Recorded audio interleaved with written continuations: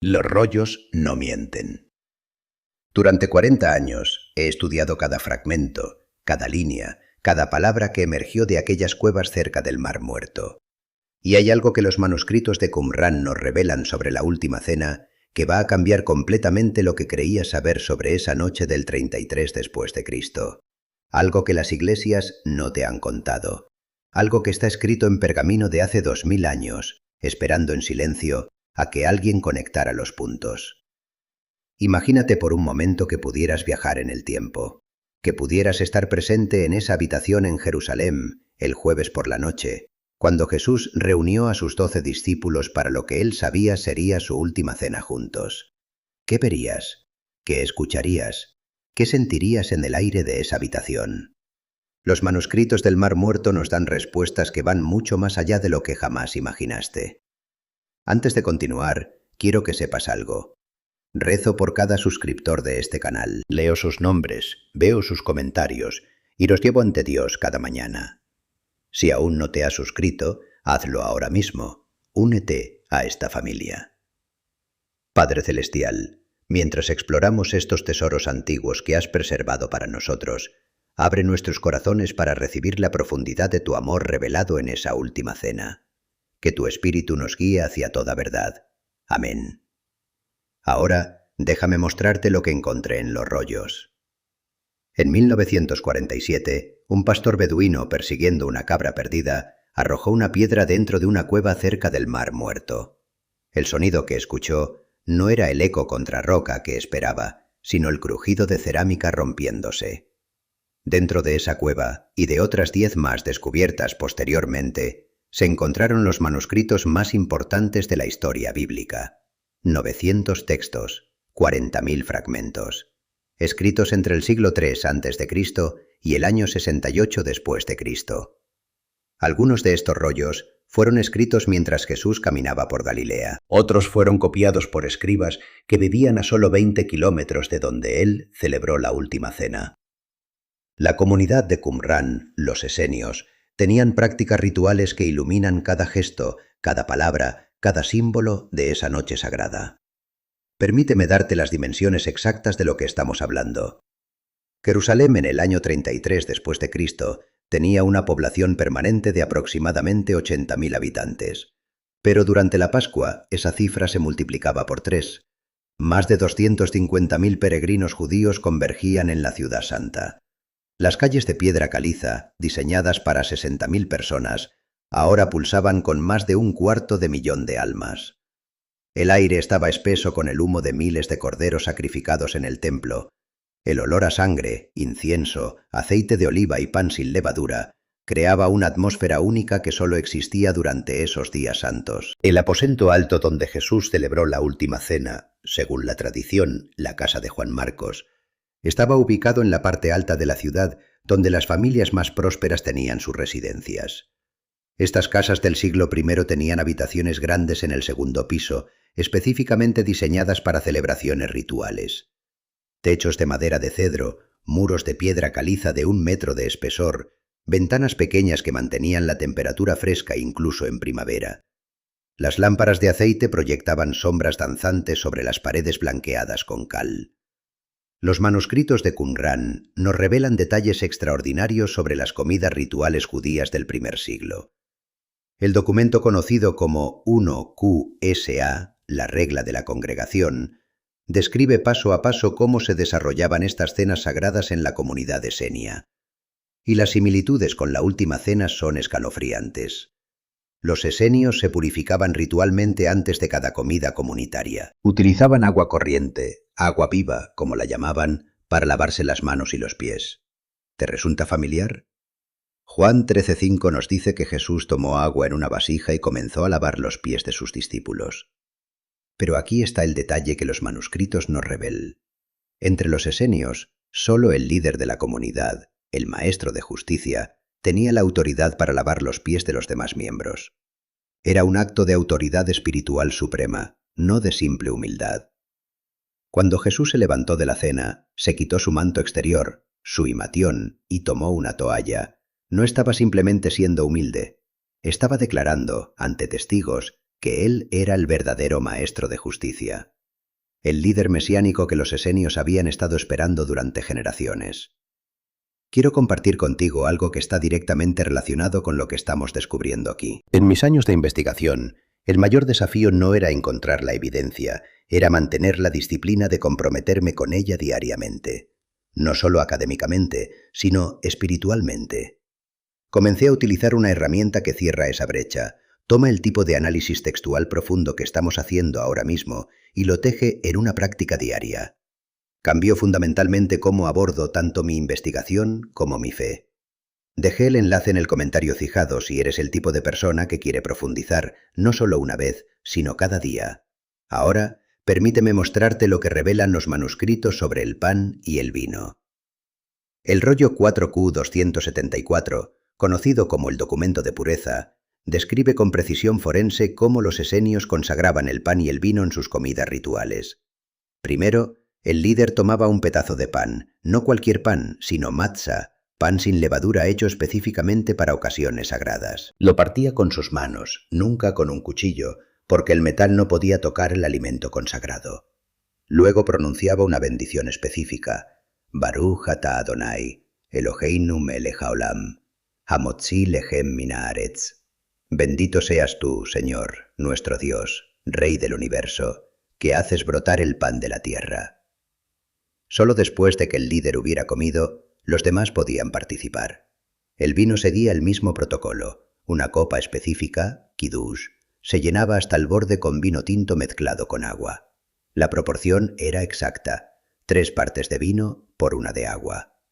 El líder la elevaba hacia el cielo y declaraba: Baruch atah Adonai, Eloheinu melech haolam, borei pri agazen. Bendito seas tú, Señor, nuestro Dios, Rey del universo, creador del fruto de la vid. Los paralelos con la última cena son imposibles de ignorar.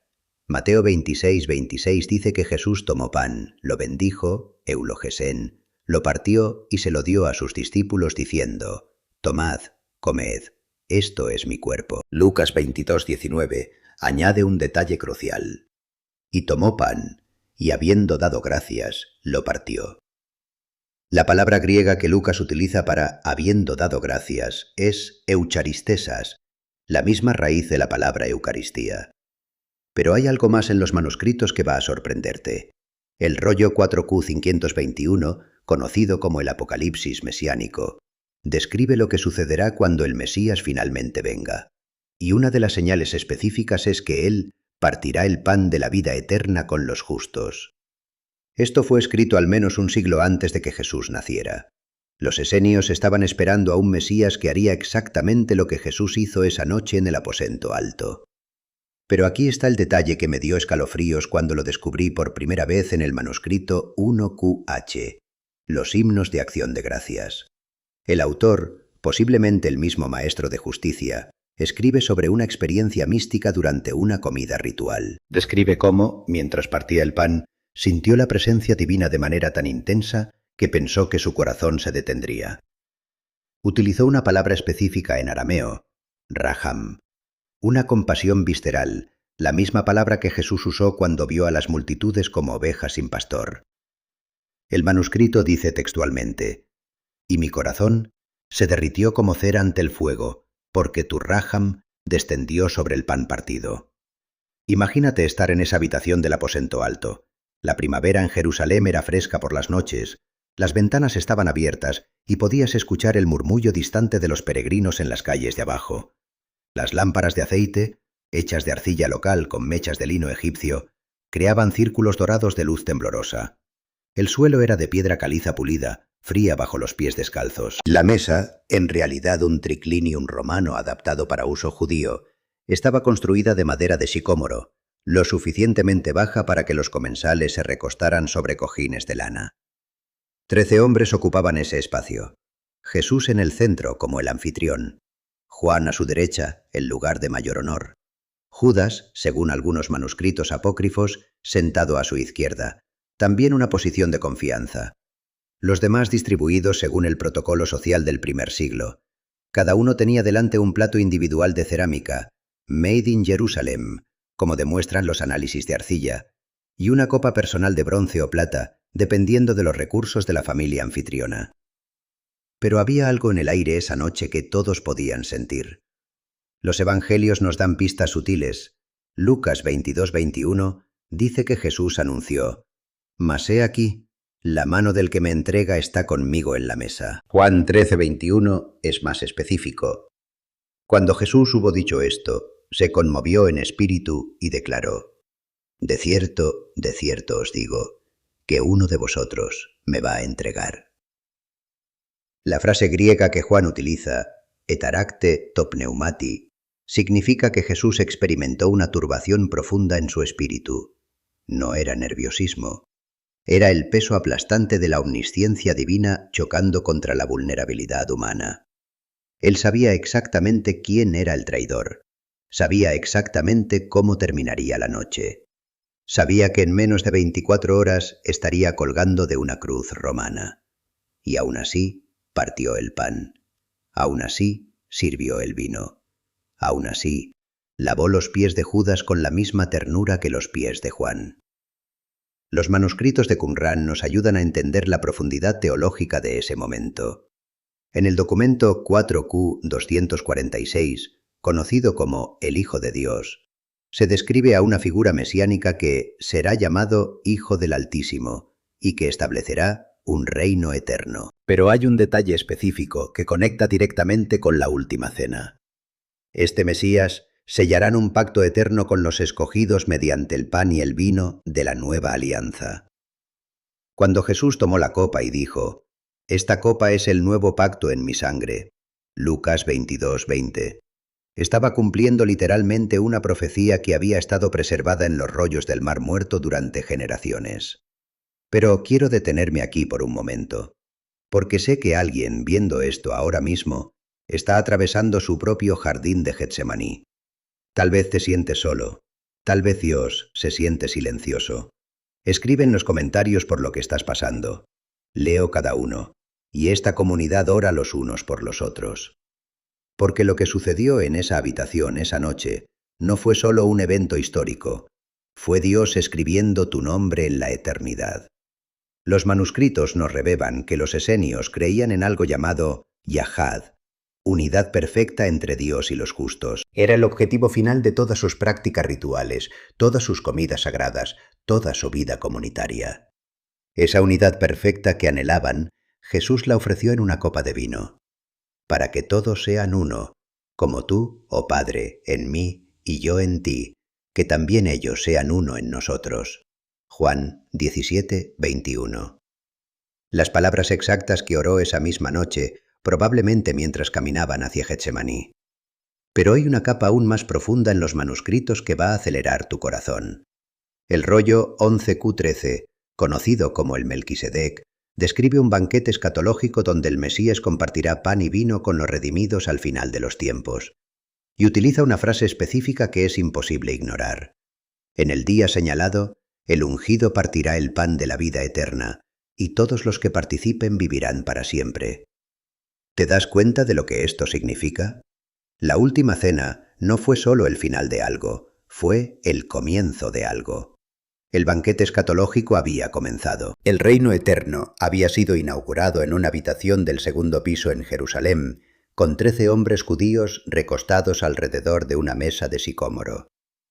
Los análisis forenses modernos han confirmado detalles de los manuscritos que parecían imposibles. La hematidrose, sudar sangre, que Lucas describe en el jardín de Getsemaní, es una condición médica real que ocurre bajo estrés extremo. Las glándulas sudoríparas se rompen y mezclan sangre con sudor. Solo un médico del primer siglo, como Lucas, habría conocido esta condición con suficiente precisión para describirla con exactitud clínica. El rollo 4Q184 describe síntomas idénticos en una figura mesiánica que sufre la agonía de la copa del destino. Los detalles de la crucifixión en Salmo 22, «Horadaron mis manos y mis pies», fueron escritos 1000 años antes de que los romanos inventaran la crucifixión como método de ejecución. Los manuscritos de Qumrán confirman que los judíos del primer siglo entendían este salmo como profecía mesiánica. El Targum arameo encontrado en la cueva 4 traduce específicamente el versículo 16 como «atan mis manos y mis pies como un león», una referencia directa al Mesías sufriente. Incluso Tácito, el historiador romano que despreciaba a los cristianos, confirma que Cristo, de quien toma nombre esta denominación, fue ejecutado durante el reinado de Tiberio por el procurador Poncio Pilato. Escribió esto en el año 116, cuando aún vivían testigos oculares de los eventos. Flavio Josefo, en sus Antigüedades judías, describe a Jesús, llamado el Cristo, y confirma que murió en una cruz y al tercer día se apareció vivo nuevamente a sus discípulos. Estas son fuentes hostiles, enemigos del cristianismo, confirmando los hechos básicos de la Última Cena y la crucifixión. Los papiros mágicos egipcios del siglo II contienen conjuros que invocan el nombre de Jesús, el crucificado, como si fuera una realidad histórica indiscutible. Incluso la grafiti de Alexamenos, una burla anticristiana grabada en una pared romana, muestra a un hombre adorando a una figura crucificada con cabeza de burro, acompañado del texto «Alexamenos adora a su Dios». La burla confirma los hechos. Solo se puede ridiculizar algo que realmente sucedió. La matemática profética es igualmente irrefutable. La profecía de las 70 semanas de Daniel predice el año exacto de la muerte del Mesías, 483 años después del decreto de Artajerjes para reconstruir Jerusalén. Desde 445 a.C. hasta 33 después de Cristo son exactamente 483 años proféticos de 360 días cada uno. Isaías 53, escrito 700 años antes de Cristo, describe la muerte del Mesías con precisión forense. Herido fue por nuestras rebeliones, molido por nuestros pecados. Una descripción perfecta de la crucifixión romana. Los manuscritos de Qumrán prueban que los judíos del primer siglo entendían Isaías 53 como profecía mesiánica, no como referencia al pueblo de Israel en general. Todo esto culmina en una realidad que cambia la historia. Un carpintero, mejor dicho, un tectón, un trabajador de la piedra, de una aldea olvidada, dividió el calendario en dos. Antes de Cristo y después de Cristo. Toda fecha que escribes, cada cumpleaños que celebras, cada documento que firmas, lleva el nombre de Jesús integrado en su estructura temporal. El mundo entero mide el tiempo desde esa noche en el aposento alto. Así que quiero preguntarte algo personal, y lo digo en serio. ¿Cuándo fue la última vez que experimentaste tu propio momento de comunión? Un momento donde sentiste que Dios estaba presente de manera tan real que podías casi tocarlo. ¿Dónde estabas? ¿Qué estaba sucediendo en tu vida? Porque lo que los manuscritos del Mar Muerto nos revela es que la Última Cena no fue un evento único e irrepetible. Fue el modelo para todos los encuentros posteriores entre Dios y los suyos. Cada vez que partimos el pan en memoria de Él, esa habitación del aposento alto se materializa nuevamente. El tiempo se pliega, los 2000 años desaparecen, y estás ahí, recostado junto a Juan, escuchando la voz de Jesús declarar: «Este es mi cuerpo, entregado por vosotros». Ahora, antes de que vayas a cualquier parte, todo por lo que acabamos de pasar, los rollos, las profecías, las lágrimas de Cristo, esto no puede ser solo un vídeo que viste una vez. Necesita convertirse en parte de tu caminar diario. Exactamente por eso dejé algo en el comentario fijado. La herramienta que mencioné antes, la que uso cada mañana antes de misa, toma todo lo que discutimos hoy y lo convierte en un encuentro diario con Dios, no una vez, cada día. Ve al comentario fijado ahora mismo, no pases de largo. Si esto cambió cómo ves la Última Cena, suscríbete. Voy a esta profundidad cada semana. Y una cosa más. Ahora mismo, mientras sientes esto, piensa en una persona, solo una. Alguien que está luchando, alguien que está buscando, alguien que necesita saber que no está solo. Envíale este vídeo. Podrías cambiar su vida esta noche. Podría ser la respuesta a una oración que hizo anoche. Los manuscritos del Mar Muerto esperaron 2000 años en la oscuridad de esas cuevas para revelarnos la verdad sobre esa noche sagrada.